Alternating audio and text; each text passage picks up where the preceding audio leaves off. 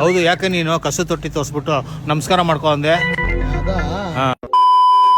ಏನ್ ಸ್ವಾಮಿ ನಮ್ ಜೀವನ, ಬೆಳಗ್ಗೆ ಆದ್ರೆ ಗಂಟೆ ಹೊಡಿಬೇಕು, ಸಾಯಂಕಾಲ ಆದ್ರೆ ಒದೆ ತಿನ್ಬೇಕು. ಏನ್ ಮಾಡೋದು? ಹೊಟ್ಟೆ, ಲಿವರ್, ಕಿಡ್ನಿ 3 ಕೊಟ್ಬಿಟ್ಟವನಲ್ಲ ದೇವ್ರು. ಸಾಯಂಕಾಲಕ್ಕೆ ಅದಕ್ಕೆ ಮೋಸ ಮಾಡಕ್ ಆಯ್ತದ? ಬೇಕಲ್ಲ ಕಟಿಂಗ್. ನೋಡಿದ್ರ ಏನ್ ಕಾಣಿಸ್ತೈತೆ? ಏನು ಅದೇ ಕಸದ ತೊಟ್ಟಿ. ನಮಸ್ಕಾರ ಮಾಡ್ಕೊಳ್ಳಿ ಹೇಳ್ತೀನಿ ಅದಕ್ಕೆ. ಯಾರು ಹೇಳ್ತಾ ಇದ್ದೆ ನೀನು? ಸ್ವಾಮಿ ನಮಸ್ಕಾರ ಮಾಡಿ ನಾನು ಹೇಳ್ತೀನಿ. ಏನು ಯಾರು ಹೇಳ್ತಾ ಇದ್ದೆ ನೀನು? ಮಾಡಿ ಹೇಳ್ತೀನಿ ನಾನು. ಮಾಡ್ತೀನಿ ಇರಪ್ಪ.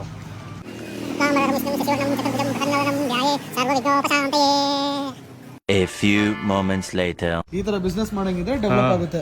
ಬಿಸ್ನೆಸ್ ಬನಾರಸ್ ಅಲ್ಲ. ಆಮೇಲೆ ಹೌದು, ಯಾಕೆ ನೀನು ಕಸು ತೊಟ್ಟಿ ತೋರಿಸ್ಬಿಟ್ಟು ನಮಸ್ಕಾರ ಮಾಡ್ಕೊ ಅಂದೆ? ಆಂಟಿ ಹೇಳ್ತಾ ಇದ್ರು ನನಗೆ. ಏನಂತ? ನಿಮ್ಗೆ ತಂದೆ ತಾಯಿ ಇರ್ಲಿಲ್ವಂತೆ, ನೀವು ಮಗುವಾಗಿದ್ದಾಗ ತಗೊಂಡ್ಬಂದು ಕಸದ ತೊಟ್ಟಿಗೆ ಬಿಸಾಕ್ಬಿಟ್ಟು ಹೋಗ್ಬಿಟ್ರಂತೆ. ಆಮೇಲೆ ಇವಾಗಿರೋ ತಂದೆ ತಾಯಿ ನಿಮ್ನ ದತ್ತಕ್ಕೆ ತಗೊಂಡು ಬೆಳೆಸಿದ್ರಂತೆ. ಯಾಕೋ ಹಿಂಗ್ ಹಿಂಸೆ ಆಗ್ತೀಯಾ? ಏನೋ ರಾತ್ರಿ ಎಲ್ಲ ಪ್ಲಾನ್ ಮಾಡ್ತೀಯನ ನನ್ನ ಮಗನ್ ಏನಾರ ಮಾಡಿ ಹಿಂಸೆ ಹಾಕ್ಬೇಕು ಅಂತ? ಅದು ಯಾಕೋದು ಅಲ್ಲ ಸ್ವಾಮಿ, ನಮಗೂ ಸತ್ಯನ ಅನ್ಸುತ್ತೆ. ಹೆಂಗೆ?